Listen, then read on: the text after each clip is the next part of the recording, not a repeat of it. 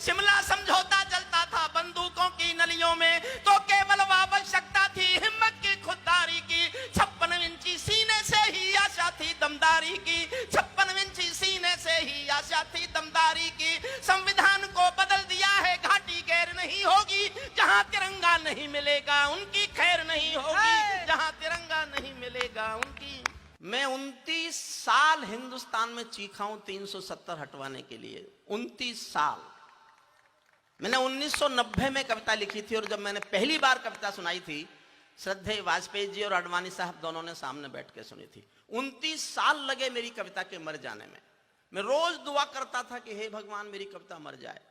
मैं 4 अगस्त को बाबा रामदेव के कैंप में था, आचार्य बालकृष्ण जी के जन्मदिन पर। मैंने वहां वो कविता सुनाई और ये कह के सुनाई कि कल शायद संसद में कुछ ऐसा होगा कि मेरी ये कविता मर जाएगी। और 5 अगस्त को मेरी कविता मरी।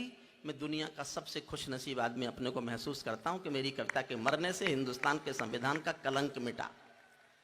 मैंने कुछ भी नहीं बदला उसमें, केवल एक शब्द बदला है। आपको ऐसा लगेगा ये कविता 6 महीने पुरानी ही है, 1 साल पुरानी ही है, लेकिन मैं सच बोल रहा हूं 29 साल पुरानी कविता है, और मैंने केवल एक शब्द बदला है उसमें, है शब्द को था किया है। मैं कोटा बहुत दिन बाद आया हूं, 4 साल बाद, तो मैं उस कविता को सुनाने का मन है। उसके बाद में एक कविता मेरे मन से सुनाऊंगा छोटी सी, कि ये पड़ोसी इतना होने के बाद भी कभी कहता है मेरे पास पाव भर के बम हैं, कभी कहता है छटाक भर के बम हैं, कभी कहता है एटम बम है, कभी कहता है ये डरता क्यों नहीं है, ये डरे कैसे, उसके लिए मैं एक कविता सुनाऊंगा। मन से बैठ जाइए, सुन लीजिए। मैं पहले ये सुनाता हूं, जल्दी जल्दी सुना देता हूं, छोटी करके सुना देता हूं, केवल 5 मिनट में। जो मैं 29 साल चीखा, ये मेरी 29 साल की चीख थी, जो एक ऐसी सरकार ने सुनी जिस सरकार से आशा करता था ये देश कि शायद ये सरकार सुन लेगी। क्या बात है भाई साहब, वाह वाह वाह।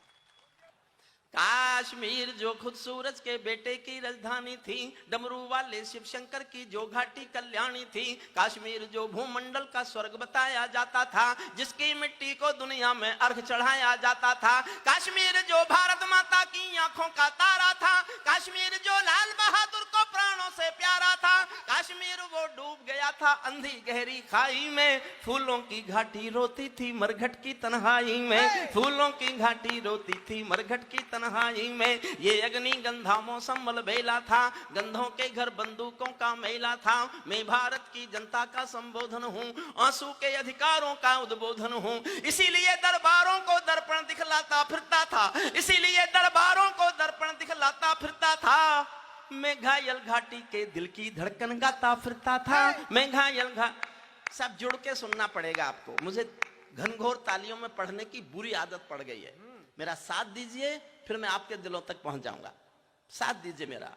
हमने नारों में गाया था सब कश्मीर हमारा था, जब जब भी छू कर देखा हिम चोटी में अंगारा था। कश्मीर था जहां तमंचे थे केसर की क्यारी में, कश्मीर था जहां रुदन था बच्चों की किलकारी में। कश्मीर था जहां तिरंगे झंडे फाड़े जाते थे, 47 के बंटवारे के घाव उघाड़े जाते थे। कश्मीर था जहां हौसलों के दिल तोड़े जाते थे, खुदगर्जी में जेलों से हत्यारे छोड़े जाते थे, खुदगर्जी में जेलों से हत्यारे छोड़े जाते थे। अपहरणों की रोज कहानी होती थी, धरती मैया पानी पानी होती थी। झेलम की लहरें भी आंसू लगती थी, गजलों की बहरें भी आंसू लगती थी। मैं आंखों के पानी को ललकार बनाता फिरता था, मैं घायल घाटी के दिल की धड़कन गाता फिरता था। मैं घायल। एक छंद और सुनना, कश्मीर देखना कैसे हालात हो गए थे। कश्मीर था जहां गर्द में चंदा सूरज तारे थे, झरनों का पानी रक्तम था झीलों में अंगारे थे।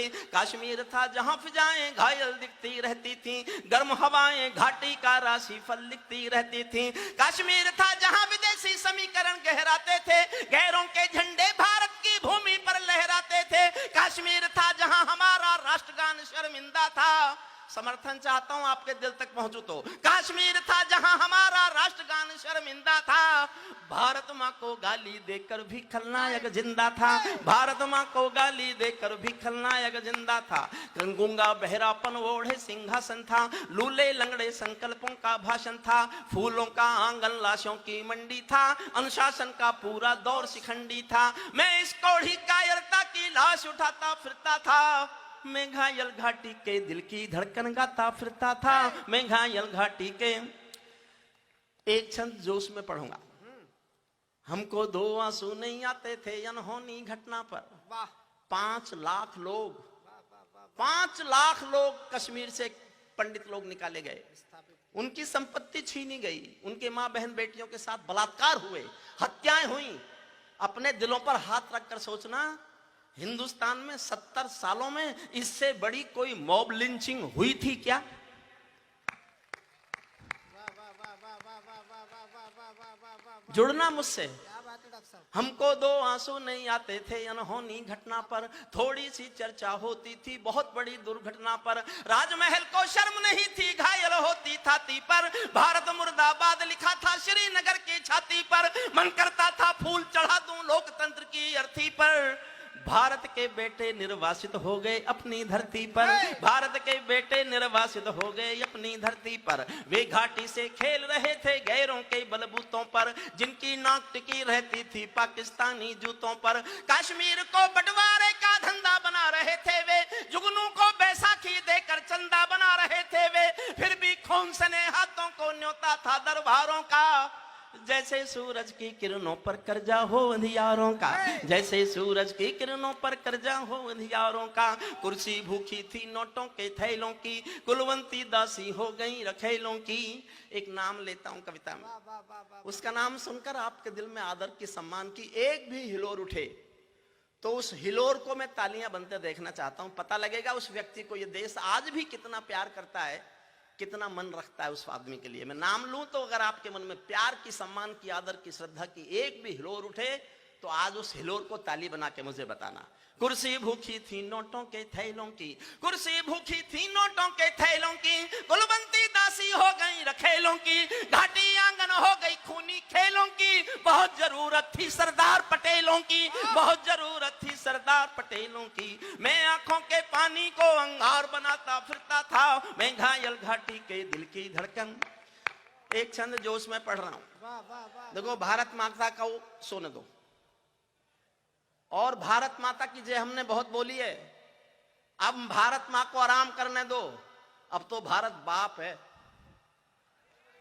वाह वाह वाह वाह वाह वाह। बहुत हो गया यार, अब क्या डर है आपको?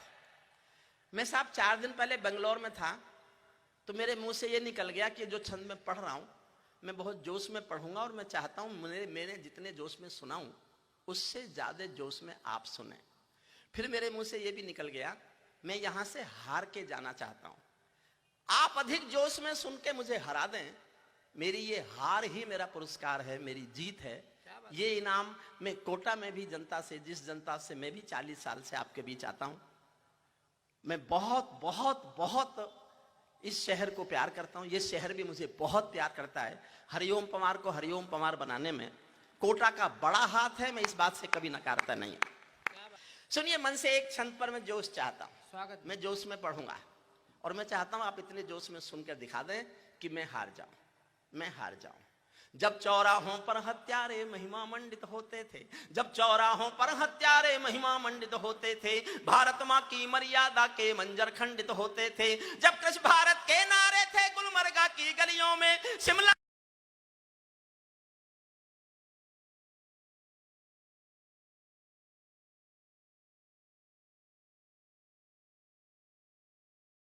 से ही आशा थी दमदारी की, संविधान को बदल दिया है, घाटी गैर नहीं होगी, जहां तिरंगा नहीं मिलेगा उनकी खैर नहीं होगी, जहां तिरंगा नहीं मिलेगा उनकी। आप जीते और मैं हारा, और यही मेरा पुरस्कार है। जहां तिरंगा नहीं मिलेगा उनकी खैर नहीं होगी, जिनको भारत की धरती ना भाती हो, भारत के झंडों से बदबू आती हो, जिन लोगों ने मां का आंचल फाड़ा हो, दूध भरे सीने में चाकू गाड़ा हो, मैं उनको चौराहों पर फांसी चढ़वाता फिरता था, मैं घायल घाटी के दिल की धड़कन। अंतिम छंद पढ़ रहा हूं, इशारा कर रहा हूं, बस इशारा। क्या बात है डॉक्टर साहब। इसके बाद एक कविता सुनाऊंगा, आज आ गया है ना? हाँ हाँ बिल्कुल आ गया। अमरनाथ को गाली दी थी भीख, इशारा समझना बस मैं कह क्या रहा हूं। उधर से पता नहीं वो क्या क्या बोलते रहते हैं, हमारे पास ये, हमारे पास। अच्छा, एक बात उनकी समझ में क्यों नहीं आती, सारे मूर्ख ही हैं क्या?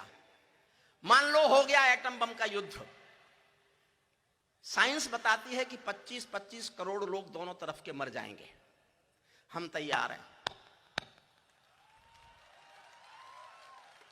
तुम तो बचोगे ही नहीं, जो हमारे बचे हुए वहां जाकर रहेंगे ना, तो फिर जनसंख्या कानून बनाने की जरूरत, वैसे ही कम है। ऐसे ही हो जाएगा अपना। लेकिन मेरा इशारा समझना साहब।